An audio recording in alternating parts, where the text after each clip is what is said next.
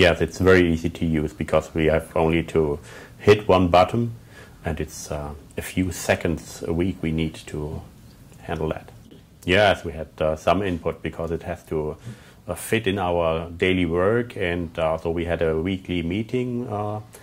In order to address that, we had some chances to test it and then to develop it to a really good tool as we have it today.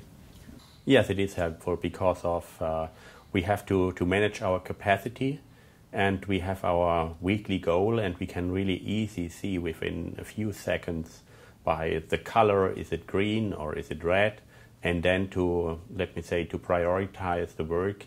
And this is easy for everyone in the lab to see really with one view on the board.